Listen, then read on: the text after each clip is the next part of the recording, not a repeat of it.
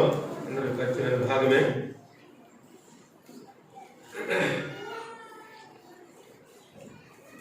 యోహాను శుభవార్త 19వ అధ్యాయము 17వ వచనం అందరికి పరిచయమైన భాగమే.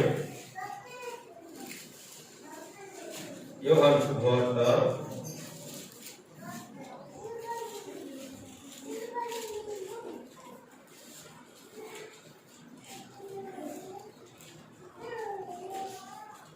19వ అధ్యాయము 17వ వచనం చదువుతున్నాం.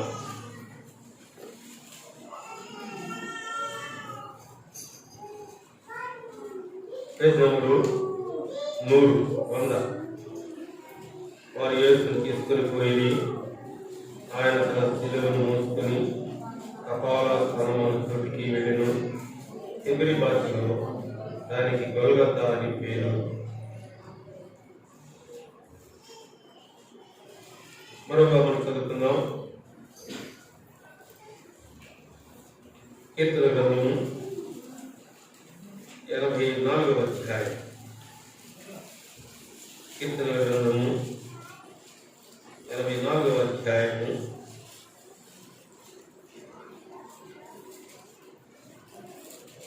3వ వచనం చదువుకుందాం.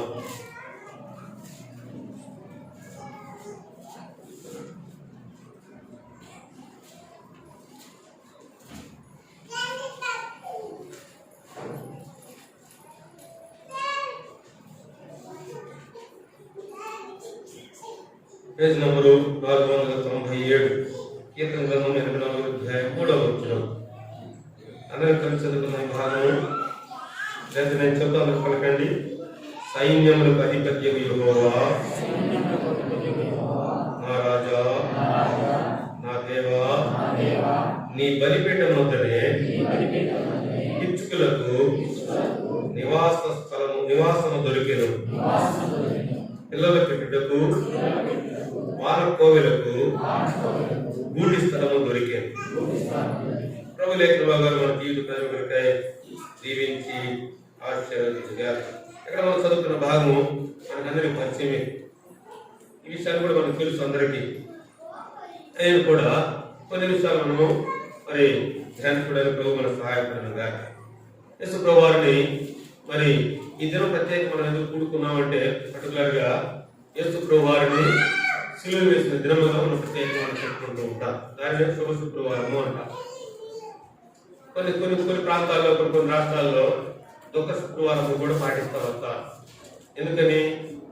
ఎందుకనంటే యేసు ప్రభు వారిని శిలువ వేయటము దుఃఖముగా బాధపడినట్లుగా జ్ఞాపకం చేసుకుంటూ రకరకాల బైబిల్ ఆధారంగా మాట్లాడుతూ ఉన్నారు. బైబిల్ మనకు తెలుసు. రకరకాల ఆధారాలను బట్టి మనము చూస్తూ వచ్చినప్పుడు కొన్ని విషయాలు మనకు తెలుస్తూ ఉంటారు.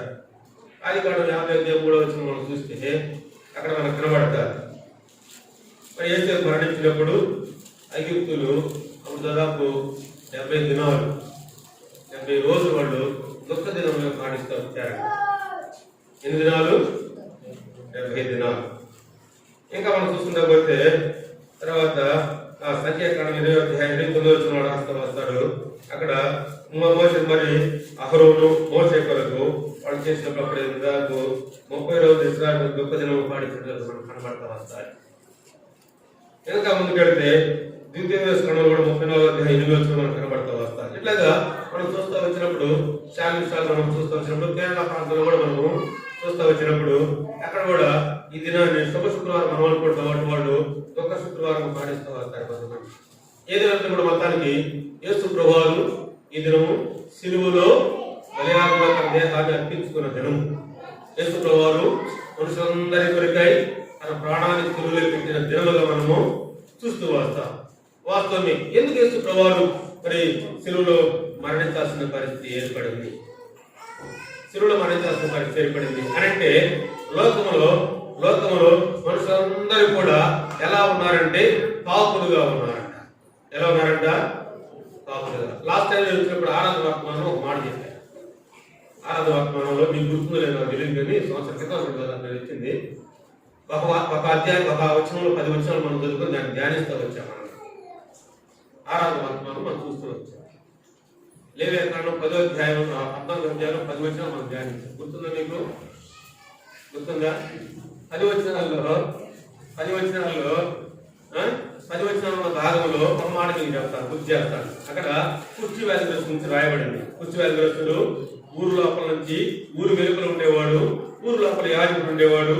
యాజకుడు ఊరు వెలుపలకు వచ్చి కుష్టి వ్యాధిగ్రస్తుల కొరకై కొన్ని వస్తువులు తెమ్మని ఆజ్ఞాపించి వాటిని తీసుకొని మరి ప్రవహించే ఏడులోకి దిగి మరి పవిత్ర పక్షిని బలిగా అర్పించి రెండవ పవిత్ర పక్షిని దానిలో ముంచి వెలుపలు తీసుకెళ్ళి ఎగరవేసి ఆ పవిత్ర పక్షి యొక్క రక్తం తీసి కుష్టి వ్యాధిగ్రస్తులపై 2 సంవత్సరాలు ప్రోక్షించినప్పుడు అతడు స్వస్థపరచబడతాడు, తిరిగి పవిత్రపరచబడతాడు. ఆ రెండు జరిగిన తర్వాత అతడు స్నానం చేసి మంచి వస్త్రాలు ధరించుకొని నీటిగా క్షౌరం చేసుకొని ఆ తర్వాత పాలు మేలుకున్న వ్యక్తి పాలు లోపలికి తీసుకుని రాబట్టబడతాడు. ఈ విషయాన్ని మనం ధ్యానిస్తూ వచ్చాం. ఇక్కడ పాలు అనే మాట మన సందర్భం అప్పుడు మనం ధ్యానిస్తూ వచ్చాం. పాలు అంటే దేనికి సాదృశ్యం తీసుకున్నాం? ఇప్పుడు పరలోకాన్ని సాదృశ్యం తీసుకున్నాము. ఏది సాదృశ్యమంట? పరలోకాన్ని సాదృశ్యంగా మనం తీసుకున్నాం. పరలోకము, పాడెం అంటే పరలోకము. వాస్తవమే. పాడానికి వెలుపలు ఎవరున్నారు? కుష్టి వ్యాధిగ్రస్తుడు ఉన్నాడు కదా. కుష్టి వ్యాధిగ్రస్తుడు ఇంటికి మనం చదువుకోండి. లేవియకాండం 14వ అధ్యాయం 1వ ఇంటికి మనం చదువుకోండి. పాడెము వెలుపల కుష్టి వ్యాధిగ్రస్తుడు. కుష్టి దేనితో పోల్చబడిందని చెప్తున్నప్పుడు మనము పాపంతో పోల్చబడింది. అట్లయితే పాడెము పరలోకం అయితే పాడానికి వెలుపల ఎలకంట భూలోకం. ఎవరున్నారు ఇక్కడ? పాపమైన కుష్టి వ్యాధి కలిగిన వాళ్ళు ఉన్నారు కదా. ఈ పాపమైన కుష్టి వ్యాధి నుంచి స్వస్థపడతారని, పవిత్రపడతారని ప్రభు అయిన దేవుడే తను తాను తగ్గించుకొని మానవుడిగా భూమి మీద అవతరించాడు. వాస్తవమే.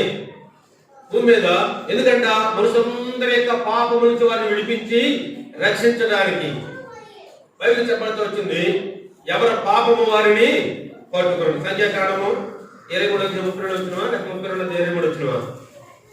ఎవరి పాపము వారిని పట్టుకోరు. వాస్తవమే. అట్లయితే మనం కూడా పట్టబడ్డ దొంగలు పాపం చేత పట్టబడి ఎత్తుబడి నరకానికి పోతూ ఉన్న సందర్భంలో నరక నుంచి తప్పించాలని, పాపము ద్వారా వచ్చిన శిక్ష, పాపములో వచ్చే జీతము మరణము, ఇట్టి మరణ శిక్ష నుంచి మనం తప్పించాలని, పాపం నుంచి మనం విడిపించాలని ప్రభు దేవుడే పరలోకమును వీడి ఎడకొచ్చాడంట, భూమి మీదకి వచ్చాడు. మనందరి యొక్క పాపం నుంచి మనల్ని విడిపించడానికి, మన పాపం నుంచి మనల్ని తప్పించడానికి ఆయన మన కొరకు ఏం చేశాడంట? సిలువను మోసాడు. ఒక రాయబడుతున్నా మనం చదువుతూ వచ్చాము. ఏం చదువుతుంది? ఆయన తన సిలువను మోసుకుని ఎక్కడికి వెళ్ళాడంట?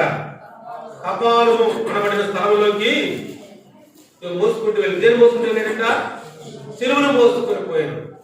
సిలువను పరమార్థం మీకు చెబుతాను, అందరికి తెలిసిన విషయాలే. కొత్తగా ఎక్కువ రకరకాల మళ్ళీ పాత మీరు సిగ్గుపుచ్చాడు. ఎప్పుడు సింపుల్ వెళ్ళిపోతాను. ఓకేనా? సిగ్గు పెట్టించకుండా. సిలువ అంటే అర్థం ఏంటి? నిలువు కొయ్య, అడ్డు కొయ్య. సిలువ అంటే నిలువు కొయ్య, అడ్డు కొయ్య. ఇందాక మనం చదువుకున్నాం కదా అక్కడ కీర్తన గ్రంథము 85వ అధ్యాయం 10 వచ్చింది చదవండి. 85:10 కూడా చదవండి. అప్పుడు ఎవరైనా కృపా సత్యములు కలిసి కొనినవి, నీతి సమాధానములు ఒకదానికొకటి ముందు పెట్టుకుని చాలా వీటి మరి నాకు ఏం జరిగినట్టు? కృపా సత్యములు కలుసుకున్నాయంట, నీతి సమాధానం ఒకదానికొకటి ముందు పెట్టుకున్నాయంట. సరే, రెండో పదం పక్కన పెట్టి ముందు పదం మనం జాగ్రత్త ఒకసారి చూద్దాం. కృప సత్యం అంటే ఏంటి? అది రెండు ఎక్కడ కలుసుకుని, ఎందుకు కలుసుకుని? కలుసుకోవాల్సిన అవసరం ఏమొచ్చింది వాటికి? కృపా సత్యము. సత్యం అంటే ధర్మశాస్త్రము, పాత నిబంధన గ్రంథము. ఏం చెప్తుంది సత్యము? పంటికి పన్ను, కంటికి కన్ను, కాలు కాలు. అంటే తప్పు చేసిన వాడు శిక్ష అనిపించాల్సిందే, పాపం చేసిన వాడు రాళ్ళు రువి చంపేయాల్సిందే. అంటే ఎవరైతే తప్పు చేస్తారో, ఎవరైతే పాపం చేస్తారో వాళ్ళు శిక్ష అనిపించాల్సినప్పుడే. అది సత్యం చెబుతుంది, ధర్మశాస్త్రం చెబుతుంది. పాత నిబంధన. కొత్త నిబంధన ఏం చెబుతుంది? తప్పు చేసిన వాడికి ఇంకోసారి అవకాశం ఇద్దాం, ఇంకోసారి జాలి చూపుదాం, ఇంకోసారి దయ చూపుదాం, ఇంకోసారి కృప చూపుదాం, ఇంకొక అవకాశం ఇద్దాం, మారమని ఇంకొక అవకాశం ఇద్దాం, మళ్ళా తిరిగి ఆ జీవితం నుంచి ఆ బ్రతుకు నుంచి మారిపోవాలి. ఇది ఏం చెప్తుంది? ప్రతిబంధన. కృప అంటే నిలువు కొయ్య ధర్మశాస్త్రము. చదివేయండి పాపం చేసిన వాళ్ళని అంటే లోకంలో చూస్తే ఊరు పాపం, ఏ భేదము లేదు, అందరూ పాపము చేసి దేవుడు అనుగ్రహించే మహిమను పొందలేకపోతున్నారు. అంటే ఈ లోకంలో ఎవరు పాపులనంటే కుల భేదం లేదు, మత భేదం లేదు, రంగు భేదం లేదు, ప్రాంతీయ భేదం లేదు, దళితులు దరిద్ర భేదం లేదు. తర్వాత ఏ లోకం రకరకాల ఈ భేదాలను ఉండొచ్చు, కానీ పాపము చేయటంలో ఏ భేదములు కూడా లేదు. అంటే అందరూ పాపులే, పాపం వల్ల వచ్చే జీతము మరణం. అంటే అందరూ చచ్చిపోవాల్సిందే, అందరూ చనిపోవాల్సింది. ఎవరు మనం బతుకుంటారు వీలు లేదు. ఎందుకంటే మనం పాపులం. పాపం వచ్చే శిక్ష ద్వారా మరణానికి గురవలసిన వాళ్ళము. అట్లయితే ఈ పాపం నుంచి మనం విడిపించాలని, పాపం ద్వారా వచ్చే శిక్ష మరణం నుంచి మనం విడిపించాలని దేవాది దేవుడే కనుతాను తగ్గించుకుని ఏం చేశాడంట? పరలోకపు విడి భూమి మీద ఉంచాడు. మనుషులందరూ పాపము నిమిత్తమై ఆయన ఆ పాప శిక్ష ఆయన మీద వేసుకొని ఆయన భరించడానికి ఏం చేశాడంట? సిలువను మోసాడు. అంటే అడ్డుపోయ ఆ నిలువుపోయ ధర్మశాస్త్రము సత్యము అడ్డుపోయి ఏం చేస్తుంట? చంపేయబోతుంటే అందరినీ పాపం చేసే అందరూ చంపేయబోతుంది. తీర్పు ఇచ్చి మనం చంపేయబోతుంటే వెంటనే అడ్డుపోయే కృప వచ్చి అడ్డుపడిపోయింది. వద్దు, ఆగు ఆగు ఆగు ఆగు, నేను భరిస్తా శిక్ష, వాళ్ళకి అవకాశం నేను భరిస్తా. ఆ పాపం ద్వారా వచ్చినట్టు ఫలితము నేను అనుభవిస్తా, వాళ్ళకి వచ్చిన శిక్ష. అంటే చూడండి, ఇప్పుడు వాస్తవం మన చేతులు చేసిన పాపంకి మనం కట్టాలి, వేదలు వేసుకొని మన చేతులు పట్టాలి. వెంటనే ఆయన చేతులు అడ్డం పెట్టి ఆయన గుర్తించుకున్నాడు. మన చేతులు ఫ్రీగా ఉన్నాయి, ప్రశాంతంగా ఉన్నాయి.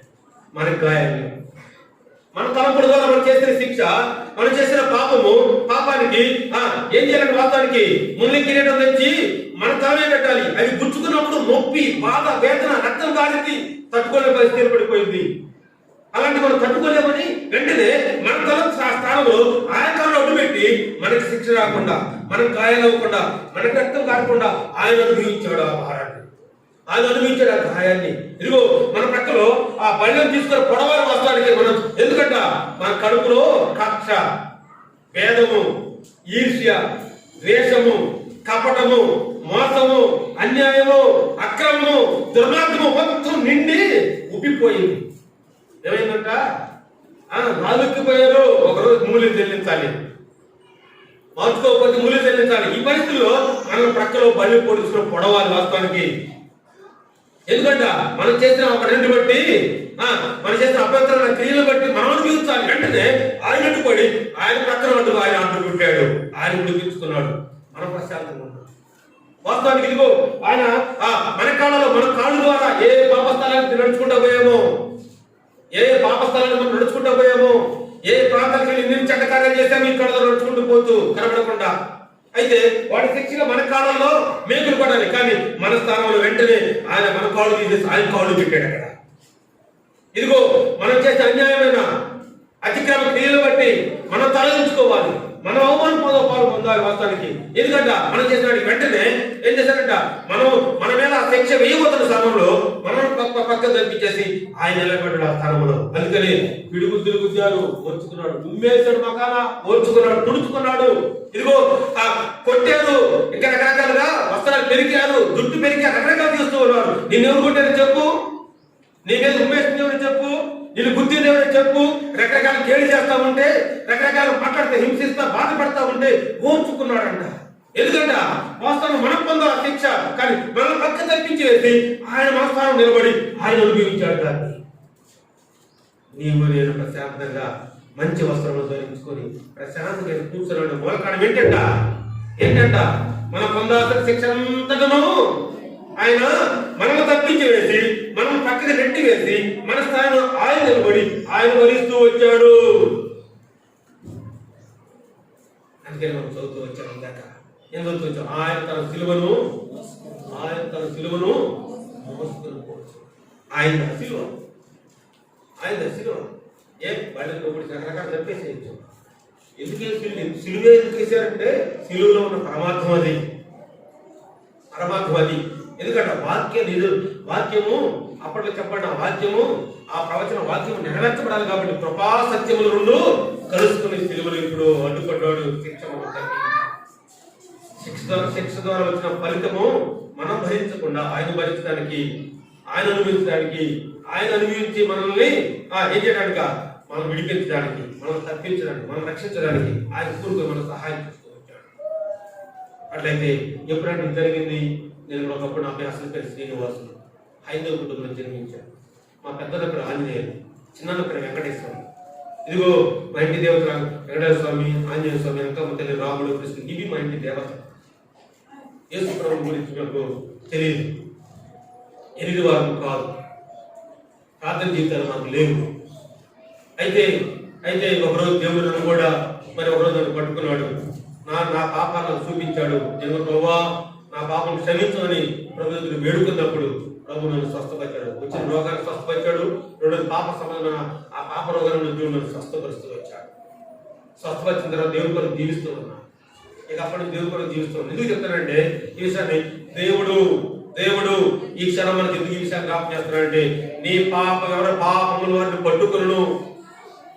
జాగ్రత్త సుమా, నేను చేసిన పాపాలు, నేను చేసిన అన్యాయమైనటువంటి అసహ్యకరమైన కార్యాలు ఎవరు చూడలేనుకున్నామో. జాగ్రత్త సుమా, 4 గోడల మధ్య నేను మాట్లాడిన చట్టమాటలు ఎవరు వెళ్ళాలనుకున్నామో.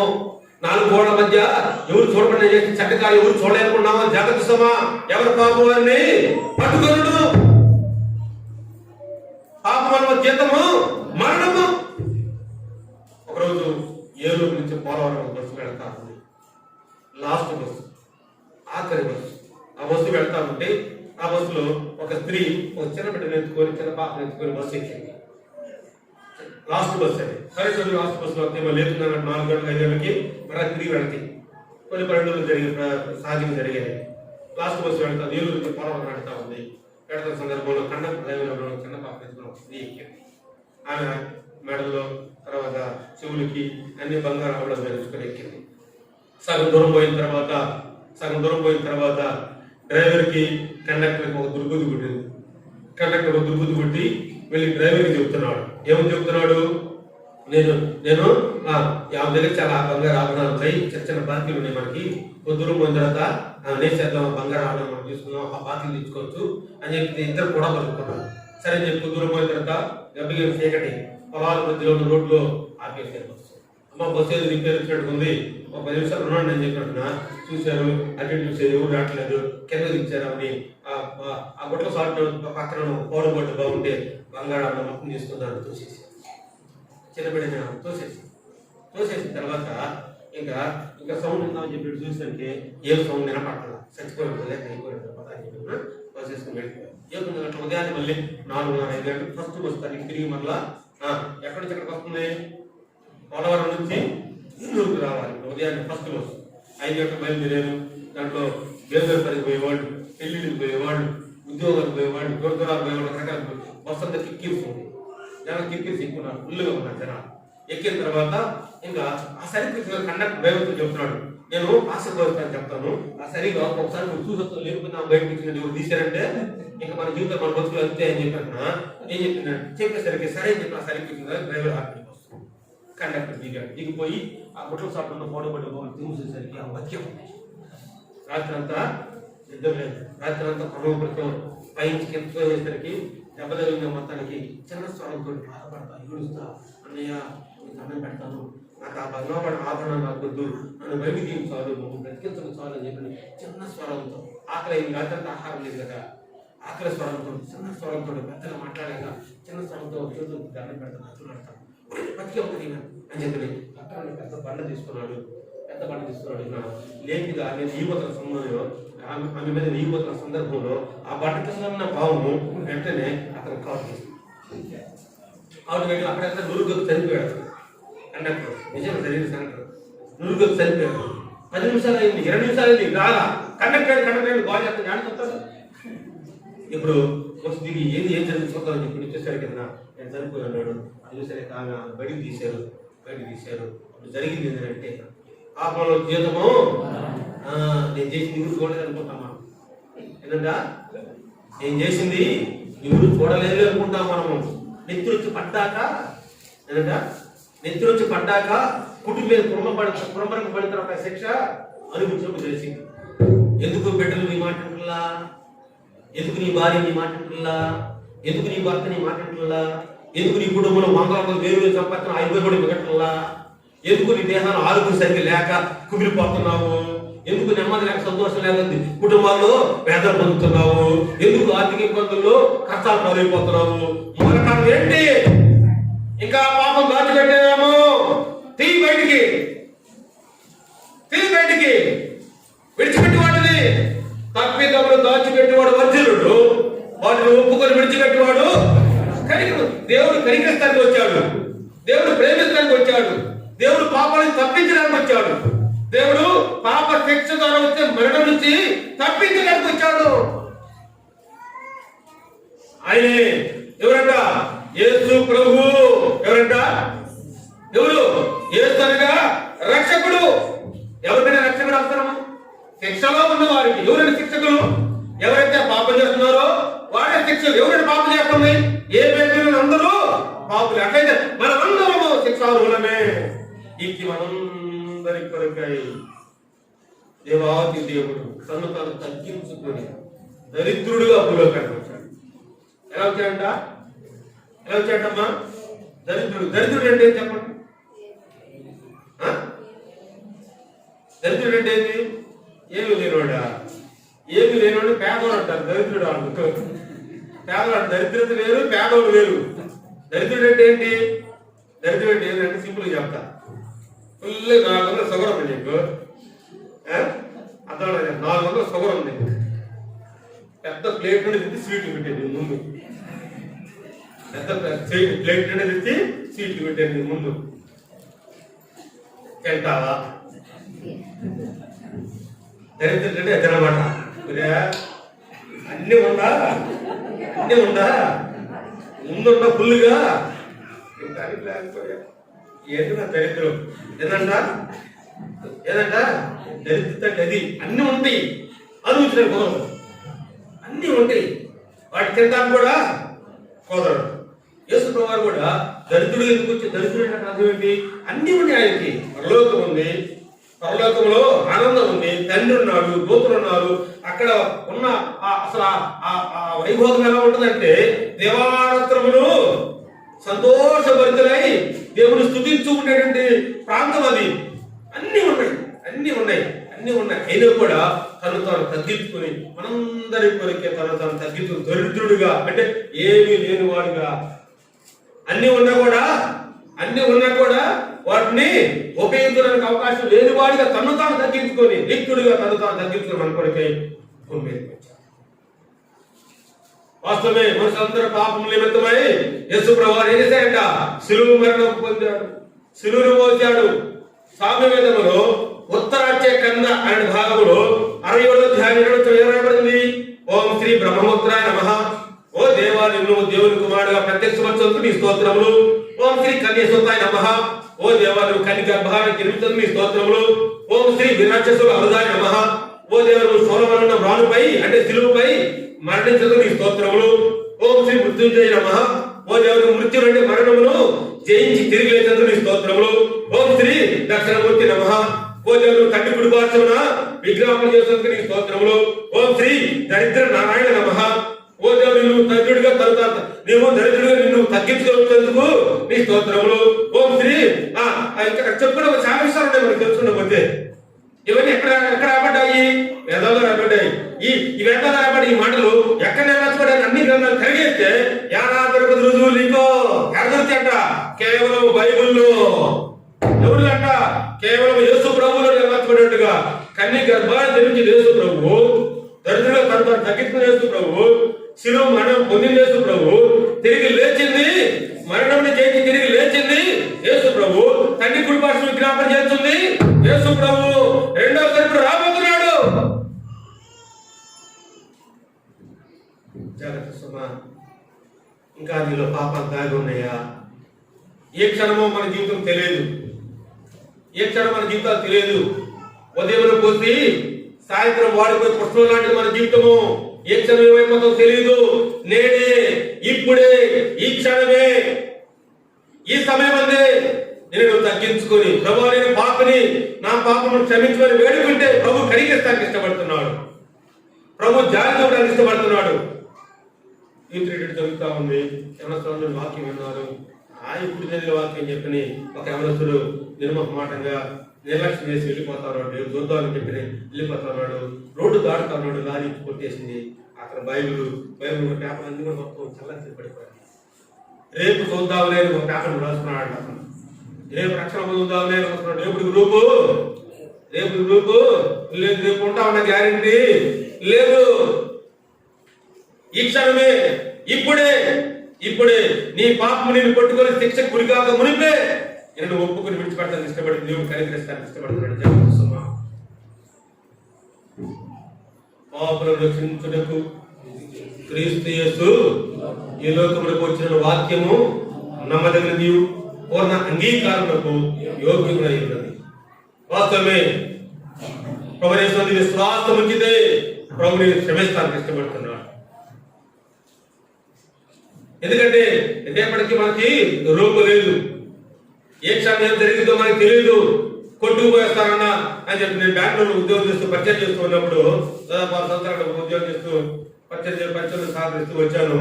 చేస్తూ వచ్చినప్పుడు ఒక సోదరుడు నాకు విన్నా అనమాట. ఒక సోదరుడు కొట్టుకుపోయాడు, బండి వేసుకుపోయాడు, కొట్టుకుంటున్నాడు. అట్లా కింద పడిపోయాడు. తిరిగి వస్తాను నమ్మకం లేదు. ఇది అయిపోయిన ఇంటికి పోతాను గ్యారెంటీ నాకు లేదు. ఏదంట నీటి మీద గొడవ లాంటిది మన జీవితము. ఉదయం మనం పూర్తి సాయంత్రానికి వాడిపోయే పుష్పం లాంటిది మన జీవితము. వాస్తవమే. ఉదయం బాగా ఆహ్లాదకరంగా ఉన్న పుష్పం, సాయంత్రానికి దాన్ని కోసుకొని వచ్చారు, పెట్టారు. సాయంత్రానికి వాడిపోయి కింద పడిపోయింది. ఉపయోగం లేకుండా పోయింది. ఏమైపోయింది? చనిపోయినప్పుడు మనం ఏం చేస్తాం? సహజంగా ఏం చేస్తాం? చనిపోయినప్పుడు శవం దగ్గరికి వెళ్ళి ఇంత దండం తీసుకెళ్ళి వేసి ఇంత అనుకుని వస్తాం, పూలు వేసి వస్తాం కదా. అదే ఒక రాజకీయ నాయకుడు వచ్చాడు, అదే దండేస్తాము, మొగాన ఏంది ఆహ్వానిస్తాం. ఆయన పూలు దండేసి ఈ కూడా పూలు దండేసి ఏంది అర్థమా? నువ్వు కూడా పోతావని చెప్తాను. ఏంది అర్థం అంటే దీనిలో ఒక అర్థం, దానిలో కూడా ఒక అర్థం ఉంది. అన్ని అర్థం చెప్పిన ఒక అర్థం చేస్తాం సందర్భం కాబట్టి. చనిపోయాడు పూలు దండ ఏం చేసాం? ఈ పూలు ఉదయం బాగానే ఉన్నాయి, చెట్టు బాగా పుస్తకాలు సంతోషం బాగా ఎవరితో గాలి కొట్టుకుంటా బాగా హ్యాపీగా ఉంది. ఇప్పుడు చూడు ఏదన్నా తుంచి వేయబడి దాని బతుకు నాశనం అయిపోయింది, దాని ప్రాణం పోయింది. తీసుకొచ్చి నీ మొహాన్ని నీ బతుకు కూడా అంతే. దాన్ని చూసాడు ఏమనుకోవాలి?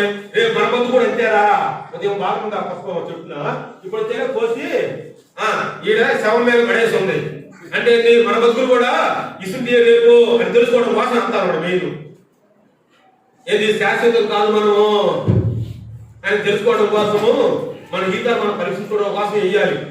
పరమాత్మ ఒక మాట చెప్పాలంటే మనం ఏంది, అబ్బో వాసన వచ్చిందని, అబ్బో గత రకరకాలు ఉంటాయి ఇది పక్కన అయిన తర్వాత సరే రాజకీయ నాయకుడు వచ్చాడు, ఆయన కూడా మెడలో దండేశాం, పూలు దండే. దాని అర్థం ఏంటి?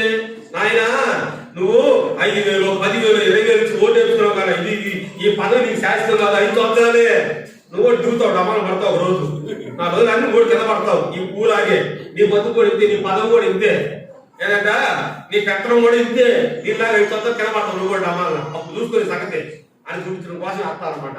ఘనత పేరు తర్వాత రెండో సంఘటన. ఫస్ట్ పరమార్థం ఇది, అది తెలుసుకోక దీనంతా అర్థం మనము అబ్బో పై మాత్రం ఎంత కనమంటామో కదా, మిగిలిన్ని కట్టమంటాయి. ఇది ఒక్కటి కూడా గ్రహించరు.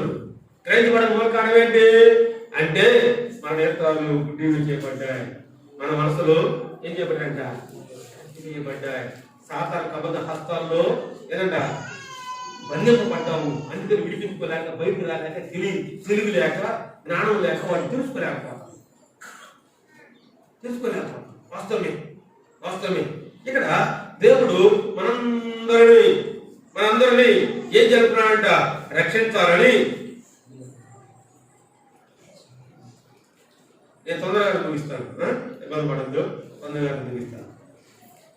చాలా విషయాలు ధ్యానించి వచ్చా, రాత్రి పడుకున్న అయిందా ధ్యానించి వచ్చా. 2-3 గంటలు చెప్పాలి, నేను అయిపోవాలి కుదరదు. అందుకని చెప్తాను కొన్ని మాటలు చెప్పేసి వదిలేస్తున్నాను. ఒక పాఠం తీసుకుని వస్తాను, మొత్తం చెప్పాలి, అర్థం కాదు, మళ్ళీ ఒక సగం ముగిస్తే అర్థం కాదని చెప్పి సింపుల్ కాదు. సరే, మనం చదువుకున్న మాటలు 2 మాటల్లో కొన్ని విషయాలు మనం చూసుకుని ముందుకు ప్రయత్నం చేద్దాం. ఇందాక మనం చదువుకుంటూ వచ్చాం. ఏం చదువుతూ వచ్చినాము? ఆయన కపాల స్థలములకు ఏం చేస్తూ వచ్చిందంటే ఆయన సిలువను మోసుకుని పోయాను. సిలువను మోసుకుని యేసు ప్రభువు ఒక భక్తుడు అంట ఒక భక్తుడంట యేసు ప్రభువారు శిలువలో పొందిన 5 గాయాల గురించి ధ్యానిస్తా ఉన్నాడంట. ధ్యానిస్తా ప్రార్థన చేస్తా ఉంటే దేవుడు ఆయన ప్రత్యక్షమయ్యి ఏం చెప్పాడు? సహోదరుడా, ఎందుకు ఏడుస్తున్నావు అన్నాడంట. అయ్యా, యేసు ప్రభు నా కొరకై యేసు ప్రభు వారు శిలువలో 5 గాయాలు పొందాడు, 5 గాయాలు పొందాడు ఆయన శిలువలో అని చెప్పాడని దాన్ని ధ్యానిస్తూ దాన్ని చూస్తాడు. సరే, నాకు ఏడుపు వచ్చింది, అందుకని ఏడుస్తున్నాను అన్నాడంట. అవునా, అట్లయితే ఇటు చూడని చెప్పని కొద్దిగా గుండె ఎక్కువ తీసి భుజం చూపించాడంట. ఏమైపోయిందంట భుజం? పచ్చిగా ఉందంట భుజం. ఏమైంది చెప్పరు? ఏమైందంట పచ్చగా ఉందంట భుజం. ఎందుకు సిలువను మోసుకొని పోతా ఉంటే, లాక్కొని భుజమే పెట్టుకొని పోతా ఉంటే ఏమవుతుందంట? ఆ బరువుకి ఈ భుజం అంతా కూడా ఈ భుజం మార్చుకొని తట్టుకోలేక, లాగలేక, ఆ బరువు మొయ్యలేక తీసుకొని పోతా ఉంటే అటు ఇటు కదిలి, ఆ కోప లేకుండా మొత్తం అంతా తగిలి బాగా చిందరమందర అయిపోదంట, పచ్చడి అయిపోదంట. ఏది భుజం అంతా కూడా. మనుషులందరూ కనబడుతున్నా 5 గాయాలే, కానీ నీకోసం ఇంకో గాయం పొందిన ఏంటి తెలుసా? ఇదిగో అని చితికిపోయిన భుజాన్ని చూపించాడు. నీకోసం ఇది ఏం చేయాలి? నా కోసము అంటే నీకోసము పాపం అనే శిక్షకు బదులుగా ఆ బలిగర్పణగా చేయడం కోసమే నాకు మీ అందరి కొరకై ఆ శిలువను నాదిగా నేను భావించి ఆ శిక్షను నేనుగా నేను భరించడానికి శిలువు నాపై మోసుకొని పోతున్నప్పుడు కలిగిన గాయం అయింది, ఇది నీ కొరకే అన్నాడు. వెంటనే ఆ భక్తులు వెంటనే తన పొరపాటును తప్పిదలను ఎదురు కనబడుతున్నసరికి ఒప్పుకొని దగ్గర క్షమాపణ కోరుతూ వచ్చాడు. వాస్తవమే మనందరి కొరకు యేసు ప్రభు వారు ఏం చేశాడంట? సిలువను మోస్తూ వచ్చాడు. సిలువను మోసాడు అర్థం ఏంటి? 2 అర్థాలు. సిలువలో ఉన్న భావంలో 2 అర్థాలు. 1 పాపములు భరించాడు, 2 దోషాలు అతిక్రమములు భరించాడు. సిలువలో ఉన్న పాపాలు, మన దోషాలు, మన అతిక్రమ క్రియలు ఇవన్నీ కూడా ఏం చేస్తూ వచ్చాడంటే ఆయన భరిస్తూ వచ్చాడు. మనగా సిలువను మోసాడు. సిలువ వచ్చిన దాంట్లో పాపాలు, అతిక్రమాలు, దోషాలు, ఇంకా ఎవరైనా సరే అతిక్రమాలు, పాపాలు, దోషాలు ఉంటే ఒప్పుకొని విడిచిపెడదాం. ప్రభు కనికరించడం ఇష్టపడుతున్నాడు. ఎందుకంట అతిక్రమం దాచిపెట్టేవాడు వర్ధిల్లడు. నువ్వు వదిలట్లేదంటే, నువ్వు అభివృద్ధి చెందట్లేదంటే, నువ్వు ఫలవర్తంగా ఉండలేదంటే, నీ కుటుంబం అభివృద్ధి చెందకుండా ఉంటుందేనంటే మూల కారణము ఇంకా నువ్వు దాచిపెడుతున్నావేమో. అందుకని ఎంత సంపాదించినా అన్నా ఏం మిగలట్లేదన్నా, చాలా కష్టాలైపోయిందన్నా అన్న ప్రార్థన చేయన్నా, నువ్వే ప్రార్థన చేయగలుగుతావే. ఇంకొక లోపం వస్తే నీ దగ్గరికి ఏమంటారు? ప్రార్థన చేయగలిగి ఏమంటారు కదా. నువ్వే ప్రార్థన చేయమని అడుగుతున్నావు సేవల దగ్గరికి వచ్చి. నువ్వు విశ్వాసి, నువ్వు దేవుని బిడ్డవి, నువ్వే ప్రార్థన చేయని వస్తున్నావు. నీకు వచ్చిన రోగాలకి, నీకు వచ్చిన కష్టాలకి, నీకు వచ్చిన బాధలకి నువ్వే ఒక విశ్వాసి ఇంకొక సేవల దగ్గరికి వచ్చి అడుగుతున్నావు. నీకే బాధలు తప్పరా, నీకే అనారోగ్యం తప్పరా, నీకే బాధలు కష్టాలు తప్పరా, ఇంకోటి కష్టాల్లో ఉన్నటువంటి లోకంలో ఉన్న వాళ్ళందరూ మాదిరి ఎవరు తీసుకోవాలప్పుడు ఇంకా ఏది నేను మాదిరి జీవితం అలా రావట్లేదు. మాదిరి జీవితం కనబడలేంటే కారణం ఏంటి? ఇంకా ఏమో దాచిపెడుతున్నామేమో.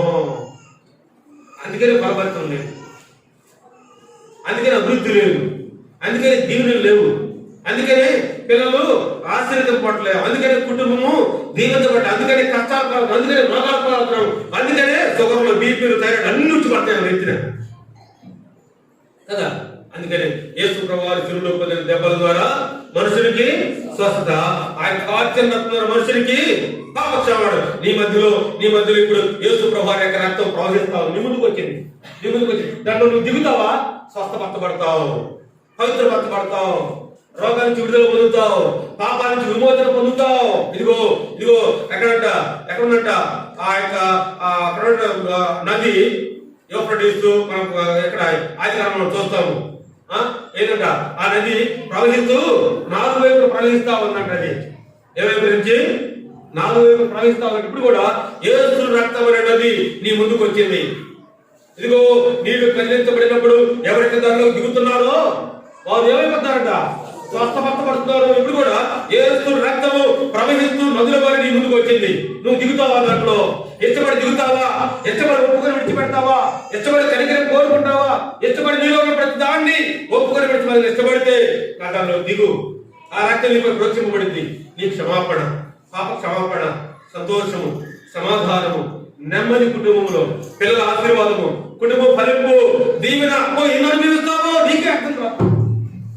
అది చేస్తే వేలు ఉపకారం ఎలా అనుభవిస్తావంటే ఇంకా కంటికి కనబడవు, హృదయానికి చెవికి వినబడవు, హృదయానికి అలాంటి మేలు అనుభవిస్తావు. అప్పుడు ఎప్పుడంట యేసు రక్తము నీ ముందుకు వచ్చినప్పుడు, ధారులుగా ప్రవహిస్తూ అనేది నీ దగ్గరికి వచ్చినప్పుడు, నువ్వు దానిలో దిగినప్పుడు, నిన్ను నువ్వు కడుతున్నప్పుడు, నీకు నువ్వు ఒప్పుకొని విడిచిపెట్టినప్పుడు, నీకు వాటిని సరి చేసుకొని ప్రభు దగ్గర కనికరాన్ని కోరినప్పుడు, ఒప్పుకొని విడిచిపెట్టినప్పుడు ప్రభు నేను క్షమిస్తానికి ఇష్టపడుతున్నాడు. ఈ ఆశీర్వాదం నీకు కావాలా? ఈ పరలోకపు మోక్ష భాగ్యం నీకు కావాలా? ఈ దీవెన నీకు కావాలా? ఈ సంతోషం, సమాధానం నీకు కావాలా? అయితే పౌరేశ్వరుని విశ్వాసం ఒప్పుకొని విడిచిపెట్టి చూడు, దేవుడు కనికరిస్తే దీవిస్తాను, ఖచ్చితంగా అనుభవిస్తాను. ఇలాంటి ధన్యత నేను ఒకప్పుడు పొందాను. 1994 సంవత్సరం 16వ తారీఖు 9వ నెల మధ్యాహ్నం 12:23 52 సెకండ్లకు నేను నీటి బాబుతో సాక్ష్యం ఇస్తూ వచ్చాను. నీకు ఎక్కడ చూసన్నా వాచి ఇచ్చి టైం సెకండ్ సహా నాకు కావాలని నుంచే పెట్టా. ఎందుకంట నేను సాక్ష్యం చెప్పుకోవడం నాకు కావాలి కదా, నేను చెప్పుకోవాలంటే మార్పు చెందా. దేవుడు నన్ను మార్చాడు, క్షమించాడు. అప్పటి నుంచి నన్ను దేవుడు ఏం చేస్తూ వచ్చాడు? దీవిస్తూ వచ్చాడు, అభివృద్ధి పరుస్తూ వచ్చాడు. ఏది అవసరమో ప్రతి అవసరం తీరుస్తూ వచ్చాడు. నేను కోరుకున్నాడు సరే ఖచ్చితంగా దేవుడు తీరుస్తూ వస్తున్నాడు, అంతే, తిరుగులేదు. నిజం, నేను కోరుకుంటే దేవుడు తీరుస్తూ వస్తున్నాడు. నీకు చిన్న సంఘటన చెప్తాను.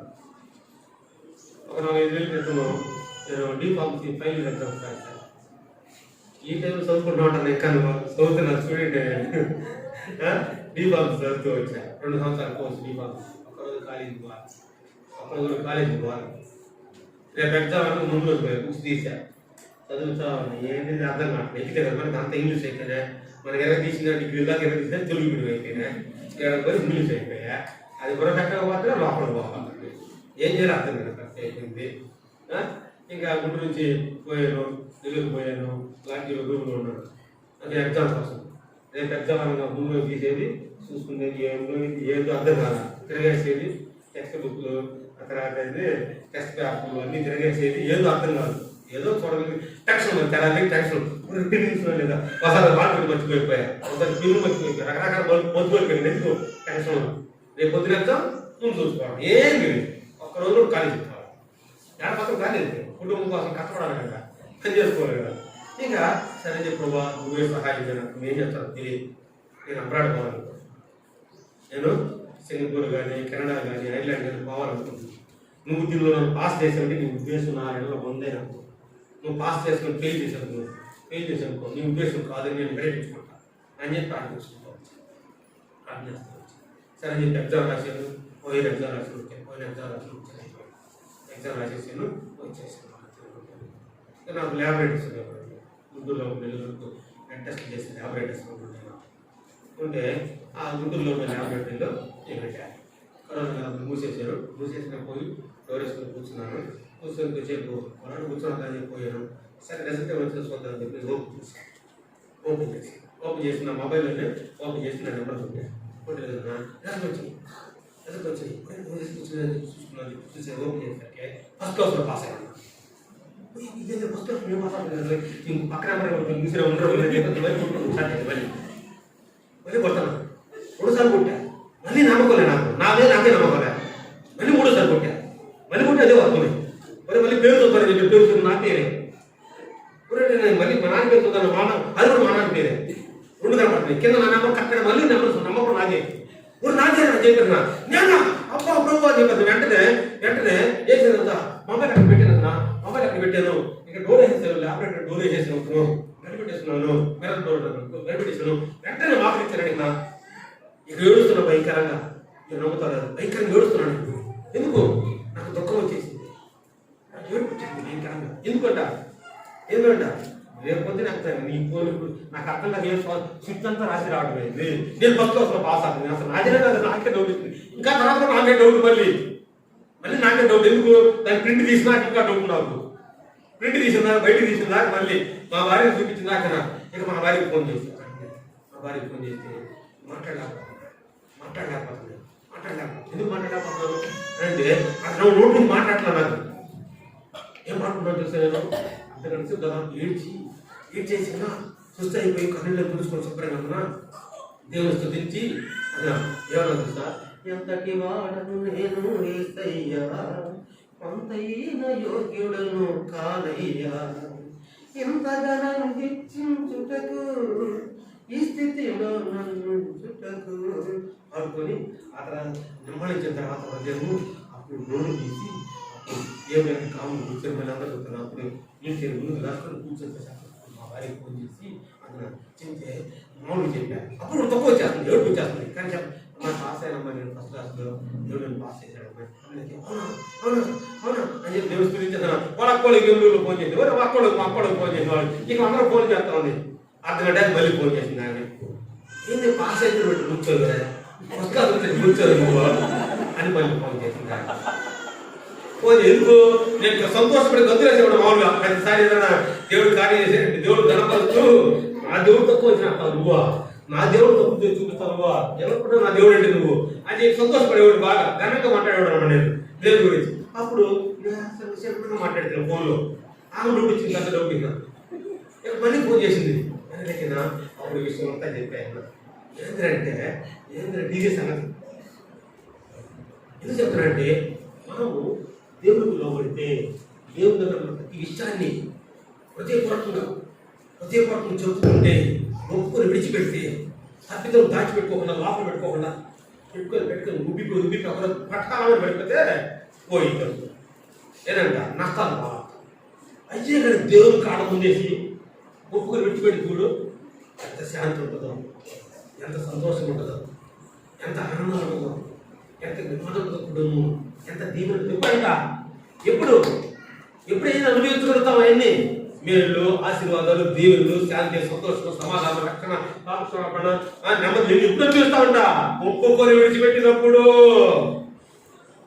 తప్పిదములను ఒప్పుకొని విడిచిపెట్టినప్పుడు. జాగ్రత్త సమయం ఎవరు పాపం వారిని పట్టుకుని. ఇందాక పాపం అంటే అర్థం ఏంటి తెలుసా? పా అంటే పాము, పా అంటే పడవ, ము అంటే ముళ్ళు. భక్తులు దాన్ని వివరిస్తూ వచ్చారు. ఇందాక పావును గురించి చెప్పుకున్నాం మనం. వాడు చేసిన పాపం నేను చేసిన పాపం ఎవరు చూడాలనుకున్నాడు కానీ వాడు పాపం వాడిని కొట్టుకొని చంపేసి కదా, అవునా కదా? వాస్తవమే. నువ్వు ఎవరు చూడాలనుకుంటే అమ్మో ఒకరోజు నెత్తి గురించి పట్టని తెలిసింది, ఒకరోజు కుటుంబం మీద కుమ్మరితో పెడతారు శిక్ష, అప్పుడు తెలిసింది ఒరే నీవు దేవుని బిడ్డ అయిపోయి ఎత్తెందుకు అయిపోయింది, ఆమె దేవుని బిడ్డ ఎత్తెందుకు అయిపోయింది అని చెప్పి రకరకాలుగా అందరూ నేను మాట్లాడుకుంటా ఉంటే వచ్చే అవమానం తట్టుకోలేక బాధపడాల్సిన పరిస్థితి అయిపోయింది. సరే మంచిది. ఇంకా మనలో ఉంటే అలాంటివి, ఇంకా మనలో దోషాలు, అతిక్రమ క్రియలు, పాపములు ఇంకా దాచిపెట్టుకుని ఉంటే ప్రభు ఈ సమయంలో ఇంకా అవకాశం ఇస్తున్నాడు నీకు, ఇంకొక అవకాశం ఇస్తున్నాడు దేవుడు నీకు. నా కుమారుడా, నా కుమార్తె, నీ పాపము విడిచిపెడతావా? నేను క్షమిస్తాను ఇష్టపడుతున్నాను, నీ లోపల రావడానికి ఇష్టపడుతున్నాను, నీ ఇంట్లో రావడానికి ఇష్టపడుతున్నాను, నీ హృదయం నడుస్తాను ఇష్టపడుతున్నాను, నీ బిడ్డలు నీ కుటుంబాన్ని నిన్ను ఆశీర్వదిస్తాను. ఒప్పుకొని విడిచిపెడతావా? ప్రభుని అడుగుతున్నాడు. ఈ క్షణమైన ఇంకా నీలో అలాంటి ఉంటే ఒప్పుకొని విడిచిపెట్టి చూడు, ప్రభు కనిపిస్తాను ఇష్టపడుతున్నాడు. ముందుకెడదా ఇంకొక 1-2 మాటలు చెప్పి నేను ముగిస్తాను, ప్రయత్నం చేస్తాను. చూడండి దయచేసి హెబ్రీ పత్రిక 2వ అధ్యాయము 2వ వచనం. ఇందాక సిలువను మోసుకు వెళ్ళాడు. హెబ్రీ పత్రిక 2వ అధ్యాయం 2వ వచనం. త్వరగా 2వ అధ్యాయం 2వ వచనం.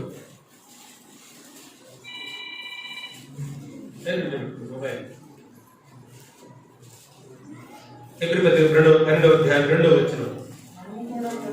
మనము కూడా ప్రతి భారము సులువుగా చిక్కుబడి పాపం విడిచిపెట్టి విశ్వాసమునకర్తయు దాన్ని కొనసాగించువాడునైనా యేసు వైపు చూస్తూ మన ఎదుట ఉంచబడిన పందెంలో ఓపికతో పరిగెత్తుదుము. ఆయన తన ఎదుట ఉంచబడిన ఆనందము కొరకై అవమానం నిర్లక్ష్య పెట్టి సిలువను సహించి. చాలమ్మా, నేను చెప్తా అందరూ వెళ్ళకండి. అవమానమును నిర్లక్ష్య పెట్టి సిలువను సహించి. ఇందాక మనం ఏం చేసాము? ఇందాక ఏం చదువుతున్నాము? సిలువను మోసుకుంటూ పోయాడు. ఇప్పుడు రెండోది సిలువను ఏం చేస్తున్నాడంట? సహిస్తున్నాడు. సిలువ సహిస్తున్నాడు. అర్థం ఏంటి? సిలువలో ఏం జరిగిందంటే రెండు మూడు విషయాలు జరిగినాయి. ఒకటి, శరీర వేదన ఉంది అక్కడ. శరీర వేదన సహించాడు. ఏం చేశాడు? ముఖం మీద పిడుగుతులు గుద్దారంట. ఏం చేశారంట? పిడుగుతులు గుద్దాడు. ఎన్ని నువ్వు కొట్టారు చెప్పు చూద్దాం. నువ్వు కొట్టారు చెప్పు చూద్దాం. వెనకాల దుడ్డులాగా వచ్చారు, వస్త్రం పెరుగుతూ వచ్చారు, రకరకాల చేస్తూ వచ్చారు, బాధ పెడతా వచ్చారు. ఇంకా చెప్పాలంటే అది శరీరంగా చేసినవి. రెండవది నిందలు మోపారంట. ఆయన ఏం చేశారంట?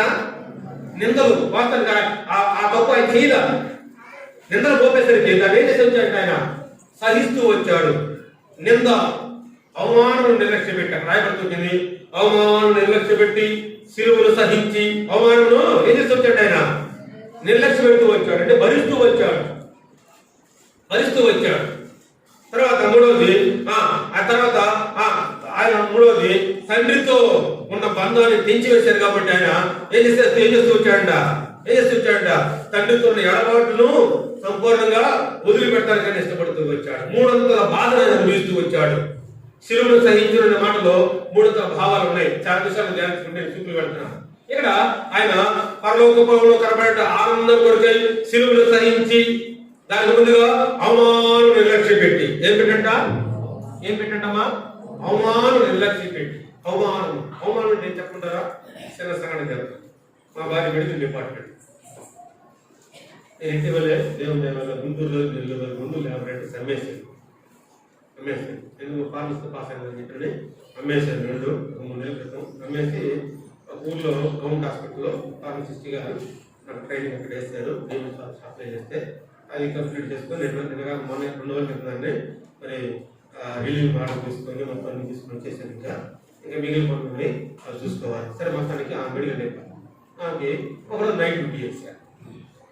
నైట్ డ్యూటీ చేసిన తర్వాత నైట్ డ్యూటీకి పోయిన తర్వాత ఇంకా అందరూ దాదాపు 2 గంటల డ్యూటీ చేసి ఇంకేం పనులు లేవు, కొంచెం పడుతుందని చెప్పి ముగ్గురు నర్సులు ఉంటే అందరూ పడుకున్నారు. స్టాఫ్ నర్సులు ప్రస్తుతం ఇప్పుడు వాళ్ళు ఇన్ఛార్జ్ అయితే పడుకున్న తర్వాత ఉదయాన్నే 4 గంటలకు 5 గంటలకు 5 గంటలకు నిలుస్తారు. గంట కొడుకొని నిలుస్తారు. ఒకసారి నైట్ అంతా మేము కష్టంగా ఫ్రీగా ఉన్నప్పుడు 1 గంట దగ్గర రాస్తారు. ఒకసారి ఏదో చేసుకునేవాళ్ళు. సరే ఒక ఇద్దరు లేచి ముందు వెళ్ళిపోయారు. తర్వాత మా భార్య ఇంకొక అమ్మాయి ఇద్దరు ఉన్నారు.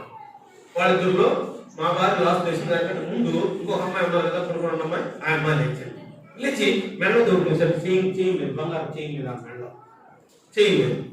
చేయలేకపోతే మా భార్య అక్క లేక అని చెప్పి మా భార్య లేపేస్తారు కదా.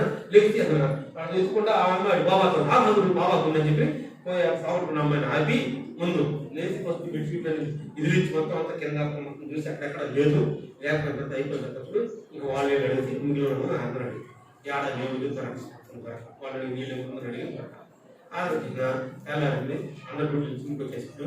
ఇంటికి వచ్చిన తర్వాత మరుసటి రోజు మన డ్యూటీకి పోయేసరికి మధ్యాహ్నం డ్యూటీకి పోయేసరికి మా భార్య కేసు పెట్టుకుంది. ఏం కేసు పెట్టింది? నీ చేయను దొంగిలించే ఎవరి మీద అనుమానం ఉందా అని అక్కడ అంటే అసలు ముందు మాకు అనుమానం ఉంది అంటే మా భార్య పేరు పెట్టి మా పేరు కేసు పెట్టి లాస్ట్ లేచింది ఎవరు చెప్పరు. అంటే మీరు ఎంటర్ లెక్క ఎన్ని ఏళ్ళు అప్పు బలి చెప్తారు లెక్కలు అయ్యి బలి అయ్యి బలి లెక్క చెప్తున్నారా అంటే మీకు ఒక సంగతి చెప్తాను. ఎంత పెద్ద బిల్డింగ్ ఉంది. ఆ బిల్డింగ్ లో బంగారం వెండి ధనదాలు చాలా ఉన్నాయి. దాని మొత్తానికి ఉన్న యజమానుడు ఒక నైట్ వాచ్మెన్ పెట్టుకున్నాడు. జాగ్రత్తగా ఉందని చెప్పి నైట్ వాచ్మెన్ పెట్టు. నైట్ వాచ్మెన్కి ఒక అలవాటు ఉంది. ఏం అలవాటు ఉంది? కలగట్టి ఏది కలగట్టే జరిగిపోయింది. అలా రేంజ్ వాళ్ళని ఎల్లయ్య బర్రె సత్యం వచ్చింది. కళ సత్యం ఉంటుంది. అలా దొరకయ్య గొర్రె చనిపోయి నడుస్తుంది అనుకో, అది నిజంగా చనిపోయాడు కదా లేకే ఆయన ఎదిగితే జరిగిపోయింది. సరే ఒకరోజు యజమానుడు తమ్ముడికి లాటరీలో 10 లక్షలు లాటరీలో వచ్చినట్టు కళ వచ్చింది. కళ వచ్చేసరికి యజమానుడు చెప్పాడు, అయ్యా మీ తమ్ముడికి 10 లక్షలు లాటరీలో వచ్చినాయి. అరే యజమానుడు ఊరు నువ్వు చెప్పింది నేను నిన్నైతే మా తమ్ముడు దగ్గరికి వచ్చింది ఎవరు చెప్పారు నాకు తెలియదు అని చెప్పి చెప్తాం. లేదా కాలం నువ్వు ఫోన్ చేసి అడుగు చూడు అని ఫోన్ చేశారు నిజంగా అడుగుతుంది. అవునా అవునని చెప్పేసిన వాళ్ళ అన్న పోయాడు, తమ్ముడు దగ్గరికి పోయాడు, హ్యాపీ తిన్నారు, బాగా హోటల్కి వెళ్ళి బాగా గట్టిగా తిన్నారు. ఇంటికి వచ్చి పనులు తీసుకుని పెట్టాడు, ఉద్యోగం నుంచి తీసుకుని పెట్టాడు. మంచిగా చెప్పింది, తప్పని చెప్పాడా? మంచిగా చేసింది కదా. ఎందుకు తీసేసాడు ఉద్యోగం నుంచి చెప్పండి. ఈ మైండ్ అందరూ తెలుసుకోవడం కోసం అడుగుతున్నాను.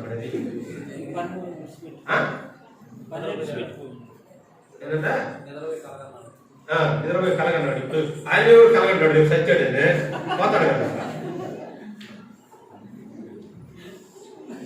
ఎందుకు ఆయన ఉద్యోగం తీసేసాడు? కరెక్ట్గా చెప్పాలి. అంటే మీరు ఆలోచించాలి. ఎందుకు చెప్పాలంటే మధ్యలో ఎందుకు చెప్పాలంటే మీ మైండ్ ఉంటే నిజంగా ఆలోచిస్తారు. దాని గురించి బాగా గుర్తుకు పెడుతుంది. ఏమంటే మనసు ఎక్కడో పోయి అనుకో ఆలోచించు కదా. అందుకని మనసు అటు బాగుండాలంటే ఆలోచించాలి. ఎందుకు చెప్పండి? నైట్ వాచ్మెన్ ఎందుకు పెట్టుకున్నాడు? నైట్ అంతా మేలుకొని జాగ్రత్త కాపలాగా ఎందుకు కోట్లు ఆడుతుంది. ఇంట్లో బంగారం ఇంటి దాకా అన్నీ కదా మొత్తం కోట్లు ఆడొచ్చింది 10 లక్షలే కదా. 10 లక్షలు ఆడొచ్చింది కానీ ఆడ కోట్లు ఉన్నాయి. వీడు నైట్ కలగనంటే అర్థం ఏంటి? వాడు ఏం చేస్తాడు? నైట్ పూట ఉద్యోగం చేయటంలా మేలుకొని కాపలా గాడి నిద్రపోతున్నాడు వాడు. ఒరే ఆడ కప్పు మురిగేదంటే పెద్ద కప్పు మురిగేటట్టుంది అని చెప్పిన అర్థం అయిపోయి తీసుకుంటాడు ఉద్యోగం నుంచి. నిద్ర నైట్ వాచ్మెన్ ఎందుకు పెట్టుకుంటారు? మేలుకొని కాపలా గాయటం కోసం కదా. అవునా కదా? ఎక్కడ కూడా అంతే. మనం జాగ్రత్త వినకపోతే అంతే. మీ నాన్న బాగున్నాడు అంటే మా అమ్మ ఉందని చెప్పాను సమాధానం. మీ నాన్న బాగున్నాడు కానీ మా అమ్మ ఏదో పనిపోనాడని చెప్పారు కదా. అవునా కదా?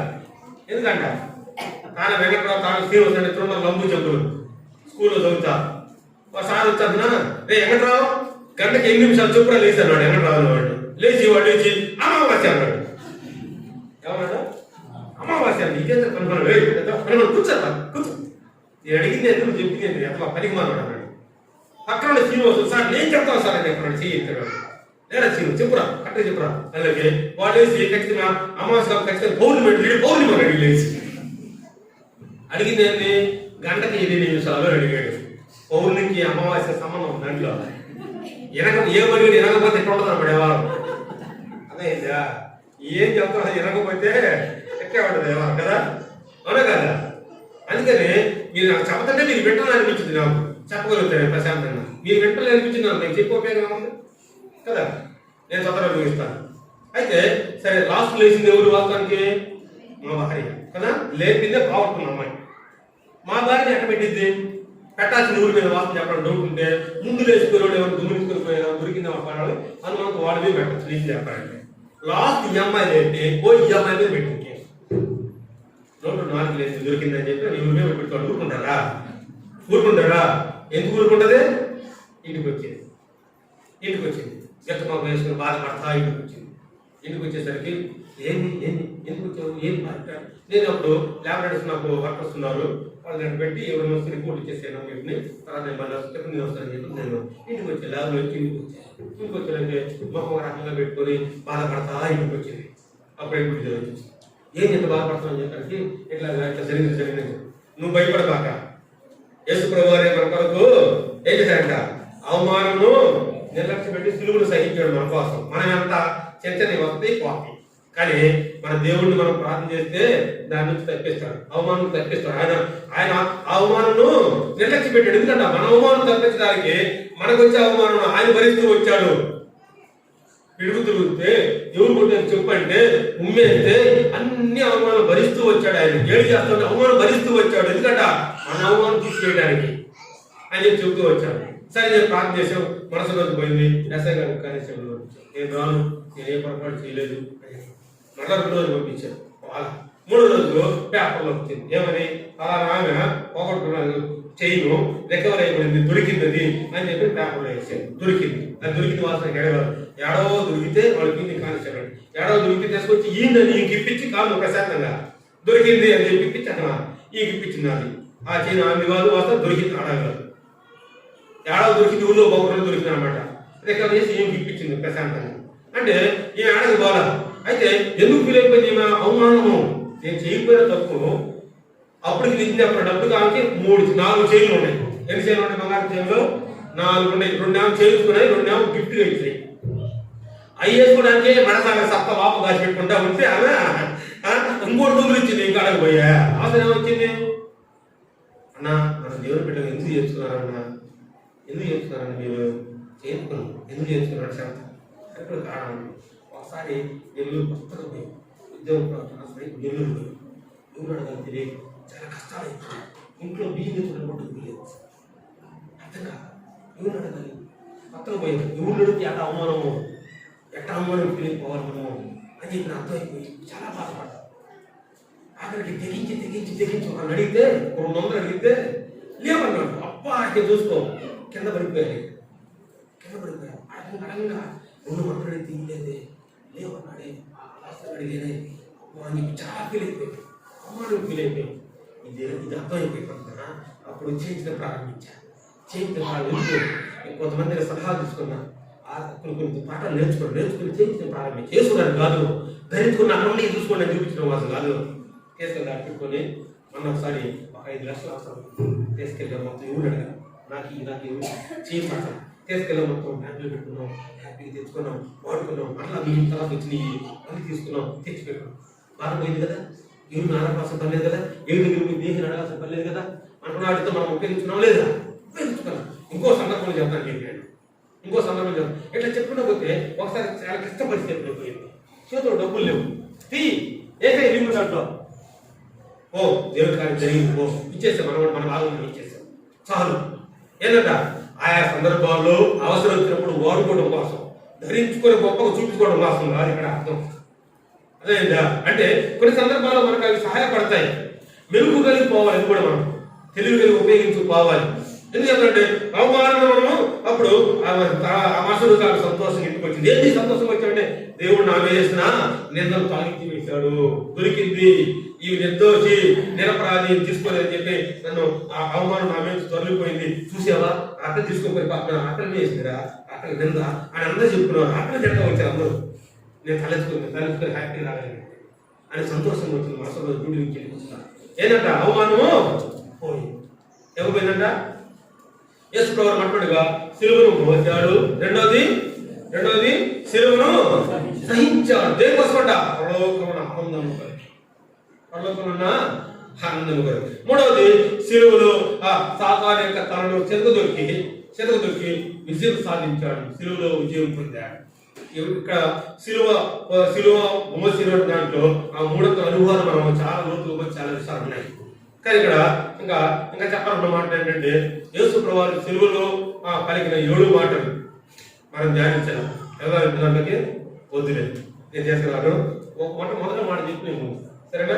మొదటి మాటలో 2-3 విషయాలు చెప్పి నేను ముగిస్తాను, ఒక 5 నిమిషాలు. చూడండి దయచేసి మొట్టమొదటి మాట ఏంటో చదవండి దయచేసి, చదవండి. ఇక్కడ లోకాసు సువార్త 23వ అధ్యాయము 34వ వచనం. 23వ అధ్యాయము 34వ వచనం. లోకాసు సువార్త మొట్టమొదటి సిలువలో కలిపి 7 మాటల్లో మొట్టమొదటి మాట. యేసు తండ్రి మీరేం చేస్తున్నారో మీరెరుగురు కనుక వీరిని క్షమించమని చెప్పారు. మొట్టమొదటి కానీ సిలువలో పలికిన మాట మనుషులందరూ ఏం చేస్తున్నారో వాళ్ళకే తెలియట్లేదు, ఏం పని చేస్తున్నారో వాళ్ళకే తెలియదు, ఏం మాట్లాడుతున్నారో వాళ్ళకి అర్థం కావట్లేదు. ఏం చేయకూడదు ఏం చేస్తున్నారు, ఏం పలకూడదు ఏం పడుతున్నారు, ఏం తినకూడదు ఏం తింటున్నారు, ఏం కష్టాలు తెచ్చుకోవాలి ఏం తెచ్చుకుంటున్నారు. వీళ్ళు ఏం చేస్తున్నారో వాళ్ళకి అర్థం కావట్లేదు. వీళ్ళు ఏం చేస్తున్నారో వీళ్ళు ఎరుగురు కాబట్టి వీళ్ళు ఏం చేయమంటాడు? దేవుడిని కోరుకుంటున్నాడు. కాబట్టి దేవుడు ఎందుకు క్షమించాడు అని అంటే దేవుడు మన ఎందుకు మన పాపాలని, మన అతిక్రమ క్రియలని, మన దోషాలని, మనం చేసిన ప్రతి యథవేశాలని అన్నిటినీ దేవుడు ఎందుకు క్షమించాడంటే మనము ఒకరినొకరిని క్షమించుకోవాలి అని దానికోసం. ఇది మాదిరి జీవితం. నువ్వు నిజంగా నీ పాపాలకు విడిపించబడ్డావా? నువ్వు నిజంగా పాప క్షోభను పొందావా? నువ్వు నిజంగా నీ అతిక్రమ క్రియ నుంచి తప్పించబడ్డావా? అయితే నీలో అలవర్చుకోసిన మరొక మాదిరి జీవితంతో కూడిన లక్ష్యం ఏంటంటే యేసు ప్రభువు కలిగి ఉన్న మనసును కలిగి ఉన్నాడు. ఏంటంట ఆయన మనల్ని క్షమించిన ప్రకారము మనం ఒకరినొకరు మనం ఏం చేయాలంటే మనము క్షమించుకోవాలి. ఉందా నీకు క్షమాగుణం ఉందా? క్షమాగుణం ఉందా? మనకి క్షమించేటువంటి మనస్తత్వం అనుకుందా? లేదు మనకి ఉండదు.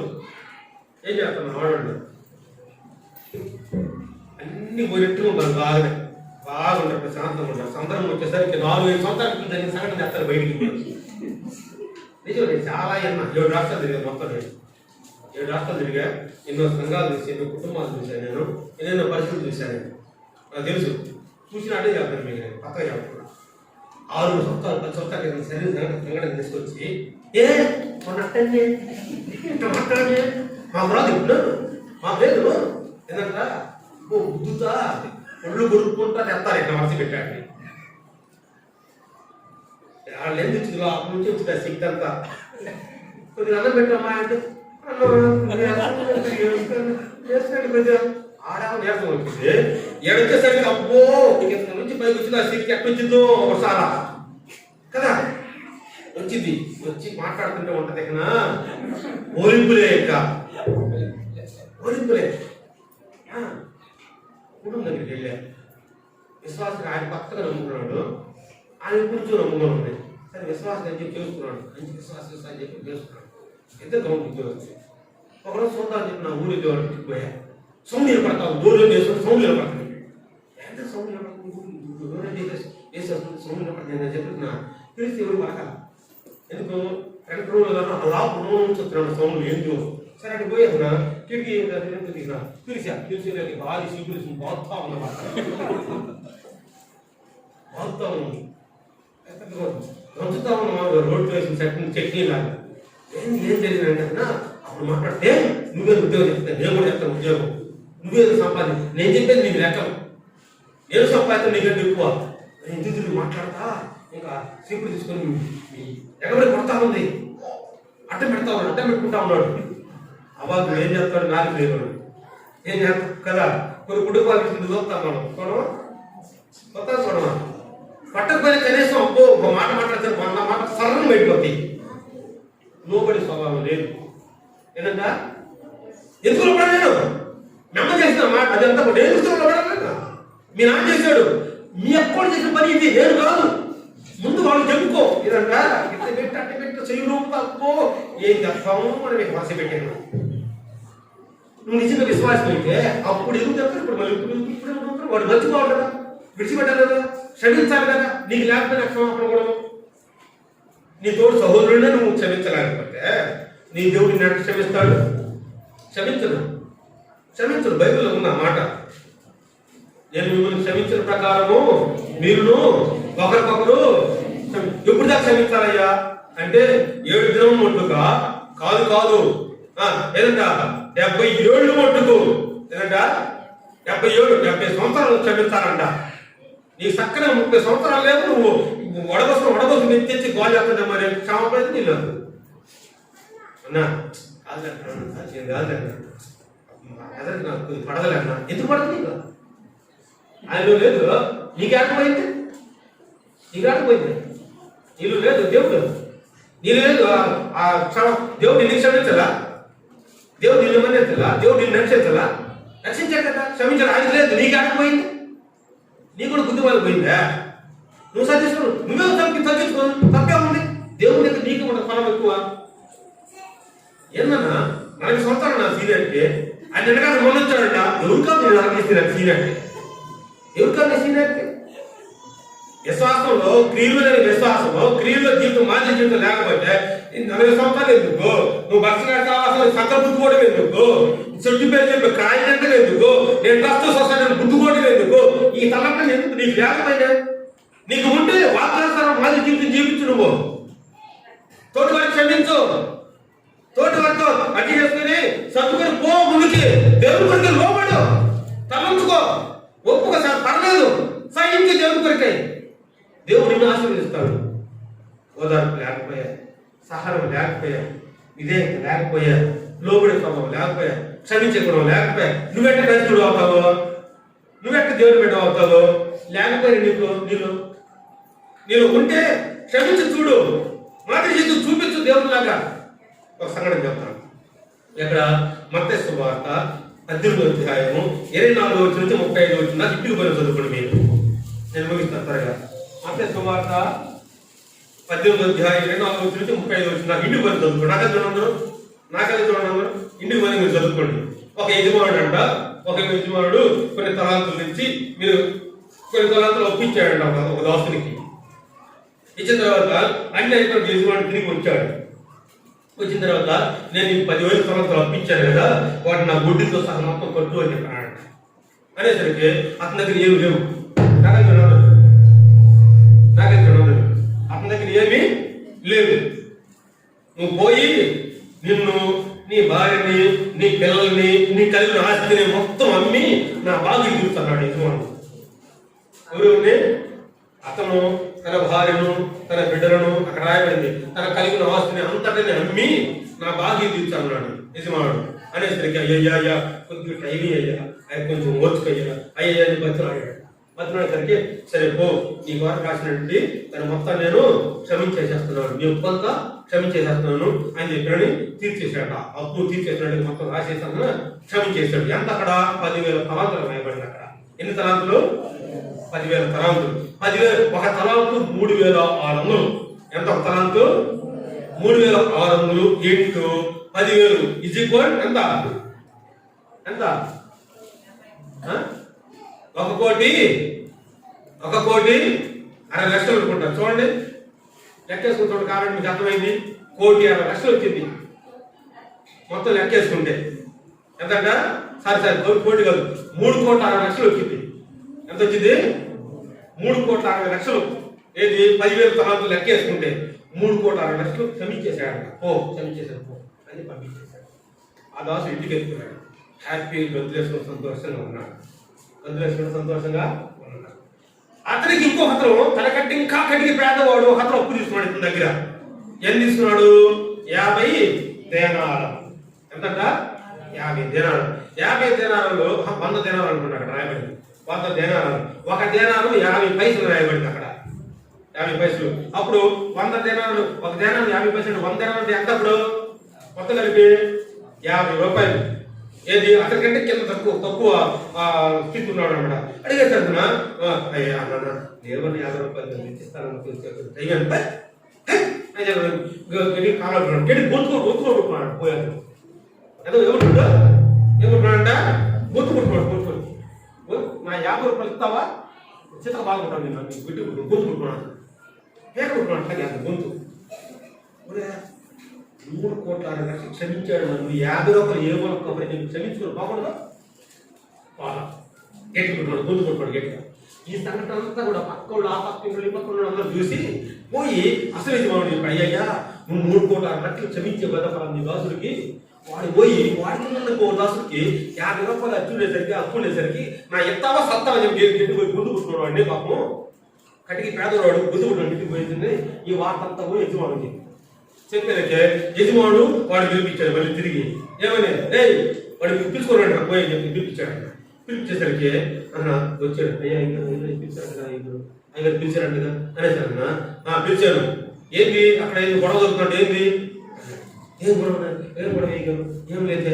ఏం లేదు. ఏం చేసావు? వాడు అలా వాడు నీకు 50 రూపాయలు అప్పున్నాడు, దానికి వాడు గుందుకుంటున్నాడుగా. నీకు ఎంత క్షమించాను? నేను 3,60,00,000 నీకు క్షమించింది నేను.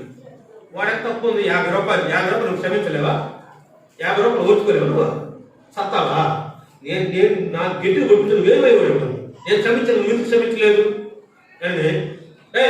ఇక్కడ నేను కొట్టుకుని పోయి బాగా కొట్టండి, సాగు బాధండి, బాధ పెట్టండి, బాగా కటికి బాధలు పెట్టండి బాగా అని చెప్పి బాధలు పెట్టుకోండి అప్పగించాడు. చేసుకెళ్ళి క్షమించకపోతే ఇక్కడ ఉంటుంది రేపు అని అన్నారు.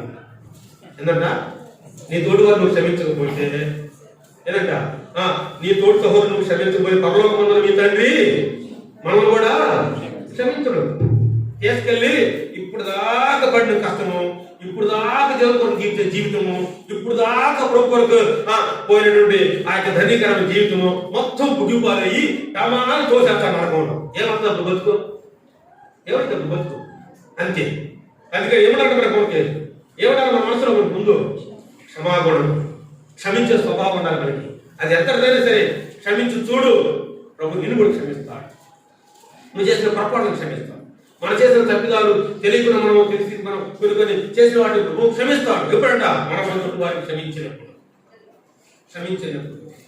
ఖచ్చితంగా క్షమిస్తాడు. మన దేవుడు కలిగి ఉంటావా? కలిగి ఉన్నావా? కలిగి ఉన్నావా? ఉందా నీకు అనుభవము? ఉందా నీకు మనసు? లేదే లేదే కదా. అందుకంటాడు శివుడు మొట్టమొదటి కలిగిన మాట, మీరు ఏం చేస్తున్నారు? మీరు ఎరువులు కలిగి వీరిని వీరిని క్షమించు క్షమించు క్షమించు. ఒకప్పుడు నా దేహంలో కలిగిన ఆ రోగమును, నా మనసులో ఉన్న పాపాన్ని ప్రభు దగ్గర ఒప్పుకొని విడిచిపెట్టడం ఇష్టపడి ప్రభు దగ్గర క్షమాపణ కోరినప్పుడు, ప్రభా నువ్వు నా పాపాలు క్షమించే వాటి రుజువేంటి ప్రభా అని నేను ప్రార్థన చేస్తూ వచ్చి అర్ధరాత్రి 2-3 గంటలప్పుడు ఆ అర్ధరాత్రిలో ప్రార్థన చేస్తూ ఉంటే 2-3 గంటలప్పుడు నాకు వాక్యంగా దేవుడు నాతో మాట్లాడుతూ వచ్చాడు. అప్పుడు లేచి వాక్యం ఏం చెప్తున్నాడు? ఆ సామెతలను 20-30 చదువు అని చెప్పాడు. గాయకులు వచ్చే దెబ్బలు అంతరంగం నుంచి చెడుతనము ప్రభా నా చెడుతనాన్ని, నా చెడ్డ పాపాన్ని నువ్వు క్షమించగలప్పటి నుంచి విశ్వసించి దేవుని కొరకు జీవించడం ప్రారంభించాను. ఆ తర్వాత దేవుని తెలుసుకున్న తర్వాత సంపూర్ణంగా ఆ నీటి బాధ సాక్షి దేవుని కొరకు జీవించడం ప్రారంభించాను. అప్పుడు ఉన్న ఈ బైబిల్ ఎప్పుడు రక్షింపబడక ముందు, 1 సంవత్సరం ముందు, అంటే 1993-92 ఆ ప్రాంతంలో ఉన్న ఈ బైబిల్. దీని వయసు ఎంత తెలుసు? దాదాపు 27-28 సంవత్సరాలు ఈ బైబిల్. దీని వయసు ఎన్ని సంవత్సరాలు? 27-28 సంవత్సరాల వయసు దీని వయసు. అయితే ఏంటన్నా మంచి షర్ట్ వేసుకున్నాం, మంచి ప్యాంట్ వేసుకున్నాం, ఇన్షర్ట్ వేసుకున్నాం, ఆ ఇస్త్రీపోయి బైబిల్ కొత్తది అనుకోకూడదు. పైగా అన్ని రకాలే అన్నమాట కదా అన్నా, ఖచ్చితంగా అన్నారు. కానీ మీరు నమ్ముతారు లేదు నాకు తెలియదు. కానీ ఇది కొన్నాక దాదాపు 320 బైబిల్ కొన్నా. ఎన్ని కొన్నాను? 320 బైబిల్ కొన్నా. మళ్ళీ మన ఇటీవలే 5,000 పెట్టి 6 బైబిల్ కొనుక్కున్నాం. మళ్ళీ మా పిల్లలకు 4 బైబిల్ ఇచ్చాను, 2 ఇంగ్లీష్ బైబిల్ ఇచ్చాను, నేను ఒక బైబిల్ ఇస్తున్నాను. మళ్ళీ పిల్లలకి బొమ్మతో ఇంకో బైబిల్, మొత్తం 5-6 బైబిల్ కొనుక్కున్నాను. మళ్ళీ 5,000 కదా.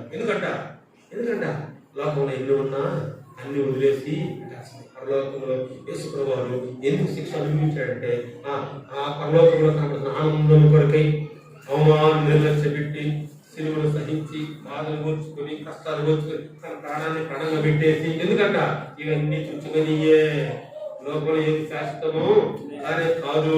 శాశ్వతం ఏంటంట దేవుని కొరకు నువ్వేం చేసావు, దేవుని కొరకు నువ్వేం పాటుపడ్డావు, దేవుని కొరకు నువ్వు ఎంత ఖర్చు పెట్టావు, దేవుని కొరకు నీ పొలాన్ని ఎక్కడ వాడావు, దేవుని కొరకు నీ పొలాన్ని ఎక్కడ వాడావు, దేవుని కొరకు నీ చదువు, నీ జ్ఞానాన్ని ఉపయోగించి ఎక్కడ ప్రకటించావు, దేవుని కొరకు నీ కాళ్ళు ఉపయోగించి ఎంతమంది కప్పతలు కూరుకున్నావో, దేవుని కొరకు నీ చేతి ఎంత దేవుని కొరకు కష్టపడి ప్రయాసపడి పనిచేసావో. వీటికి ఒక రోజు బహుమానం ఉంది, వీటికి ఉంది బహుమానము, వీటికి ఉంది కిరీటము, వీటికి ఉంది ఏదంట ఏంటంట బహుమానం, కిరీటము, జీతము అన్నీ ఉన్నాయి వాటికి. లోకంలో ఎన్ని సంపాదించిన ఏం చేసినా మనం ఎత్తుకున్నట్టు ఒక మాట ఏమంటే, నాన్న నువ్వు చనిపోయేటప్పుడు ఉన్న 10 ఎకరాల పొలము వేసిన పొలము మొత్తం కట్టుకుని ట్రైన్లో దాక్కుని పోతాం అనుకుంటావా? ఏం దాక్కుని పోలేవు, ఎక్కడ వచ్చావో అట్టే పోవాల్సింది అనే.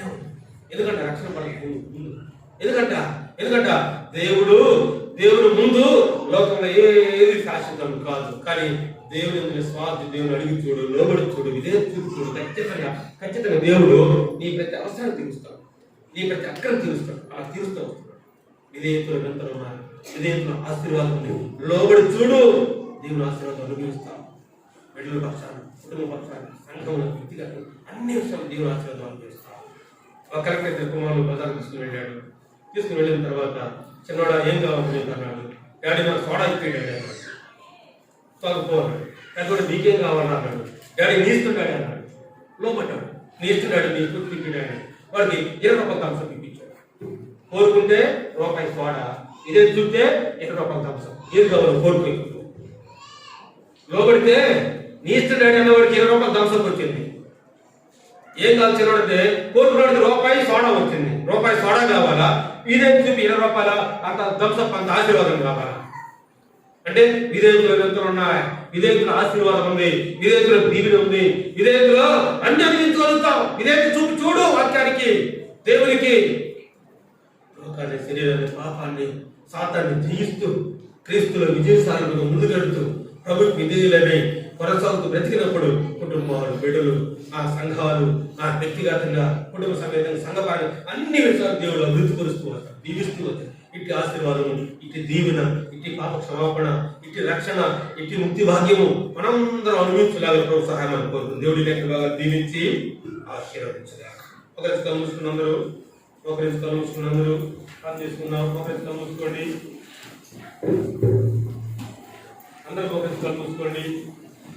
సహోదరుడా, సహోదరి, అమ్మాయ, ప్రభు ఈ సమయంలో మాట్లాడుతూ వచ్చాడు. ఇంకా నీలో ఎక్కడైనా అందరు కళ్ళు మూసుకోవాలి, ఎవరు కళ్ళు తెరవకూడదు. నీతో మాట్లాడుతూ వచ్చాడు. నా కోసం కాదని తెరవిగిపోతున్నావా? జాగ్రత్త సమని పాపాలు నిన్ను పట్టుకుంటాయి. పట్టుకున్నప్పుడు శిక్షణ ఎక్కువ పడినప్పుడు వాటిని విడిపించుకోలేము. కష్టమైపోయింది. పాపంలో జీతం మరణము. ప్రభు నీకై ఈ సమయంలో నీ కొరకే ఈ మాటలు వినిపిస్తూ వచ్చావు. నీ కొరకే, ఎవరికో కోసం కాదు, నీ కొరకే. నువ్వే ఎవరో వాళ్ళు ఇల్లు అనుకుంటున్నావు కాదా?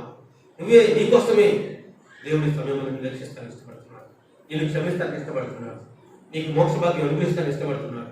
నీలో ఉన్న లోటుపాటును సరి చేసుకొని ముట్టుకుని విడిచిపెట్టడానికి ఇష్టపడితే, తీర్మానం చేసుకోవడానికి ఇష్టపడితే నీ చేతులు పైకెత్తి నీ కొరకే ప్రార్థన చేస్తా. ఎవరైనా లాగా రోజుకి నా పొరపాటును ఒప్పుకుంటున్నాను, ఇక్కడి నుంచి నేను దేవుడి కొరకే జీవిస్తాను, నా ప్రతి పాపాన్ని ఒప్పుకొని విడిచిపెడుతున్నాను తీర్మానం చేసుకోవడం ఎవరైనా ఉంటే మీ చేతులు పైకెత్తండి. మీ కొరకే ప్రార్థన చేస్తాను. అందరూ కళ్ళు మూసుకొని ఉంటారు, ఎవరు కళ్ళు తెరవకూడదు. ఎవరైనా ఉంటే ఈ సమయమే నేడే రక్షణ దినము, నేడే అనుకూలమైన సమయము. రేపటి వారం మనం కాము, రేపటి దినం మనకు కాదు. ప్రభుత్వంతో మాట్లాడుతూ ఉండేవా? నిర్లక్ష్యం చేస్తావా? లోపడకుండా వెళ్ళిపోతావా? ఎవరు చూడని చెప్పి వెళ్ళిపోతావా? చేతులు పైకి చూపించి నీ కొరకు ప్రార్థన చేస్తాను. ఎవరైనా అలా తీర్మానం చేసుకుంటే, ప్రభు దగ్గర నా పాపలు ఒప్పుకుంటాను, ఎవరైనా నేను దేవుడి కొరకు జీవిస్తాను అన్నవాడు ఎవరైనా ఉంటే నీ చేతులు పైకి ఎత్తాను. నీ కొరకే ప్రార్థన చేస్తాను. ఇంకెవరైనా ఉంటే సోదరుడా, కఠినం చేసుకోబాక మనసు, ప్రభుత్వంతో మాట్లాడతాను. సహోదరి, కఠినం చేసుకోబాక నీ మనసు. అందరూ కళ్ళు మూసుకొని ఉన్నారు, ఎవరు కలుగుతారు? ఎవరైనా ఉంటే నీ చేతులు పైకి ఎక్కడి నుంచి నేను దేవుడి కొరకు జీవిస్తాను, ఇంకెవరైనా ఉంటే మీ కొరకు ప్రార్థన ఇష్టపడతాను. ఇంకెవరైనా ప్రార్థన.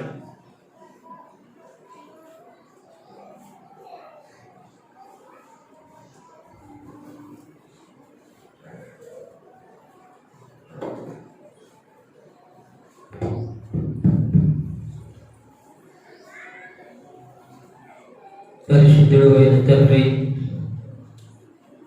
సర్వకృపానిధి దేవానికి వందనాలు చెల్లిస్తూ ఉన్నాము.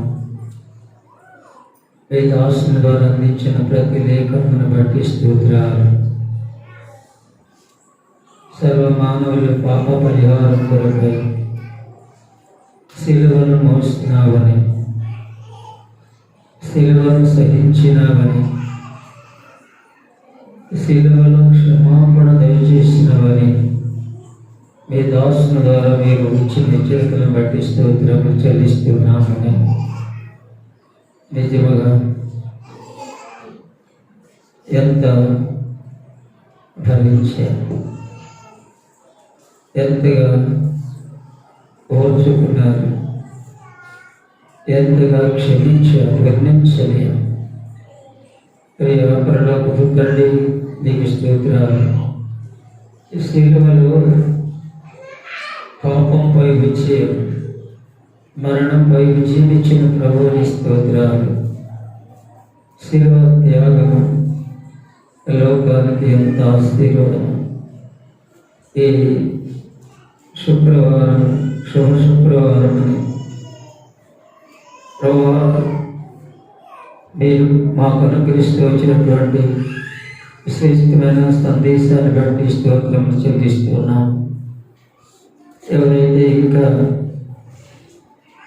శిల్వ కార్యము, పాపంపై విజయము, లోకంపై విజయము, శరీరంపై విజయం పొందలేదు, ఈ దినమునైనా వారు లోపడితే నా కొరకు చనిపోయాము, నా పాపము కొరకై శిలువను మోసావు, శిక్షను భరించాలని గుర్తిస్తే వారు క్షమాపణ హృదయము, తీర్మానములకు రావడానికి సాయం చేయమని ప్రార్థన చేస్తున్నాను.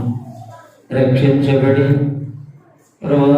శిలువ వ్యర్థము కాకుండా ఆయన దేవుడికే భరించేవారముగా అనేకులు నేటికి ప్రేమ ద్వారా ఆకర్షించేవారుగా సంఘం ఉండాలని మీరు కోరు సూచనకై స్థుతిస్తుంటున్నాం. మీ దాసుని మీరు తీసుకొచ్చిన మీ ఏర్పాటు ఎంతో గొప్పది. దాన్ని మీరు వాడుకుంటున్నందుకై మీకు వందనాలు చెల్లిస్తూ ఉన్నాం. మానవాంతపాటుతో ఎత్తబడిన వాక్యమును దేవుని ఫలింపచేయమని ప్రార్థన చేస్తున్నాం. ప్రభువా, రేపు ఆదివారం జరిగేటువంటి మరి పునరుద్ధాన దినం, ఈస్టర్ పండుగ రకరకాలుగా అయినా మేము నేను స్థుతించి ఘనపరచడానికి కృపను దయచేయవలసిందిగా మనం చేస్తాం. ఈ కొద్ది సమయం మీరు మమ్మల్ని పిలుస్తూ వచ్చినందుకు వందనాలు చెల్లిస్తూ మా ప్రభువును నీ ప్రియ కుమారులను యేసుక్రీస్తు వారి శ్రేష్టమైన నామములో అడిగి స్తుతించి ప్రార్థిస్తున్నాము తండ్రి. ఆమేన్.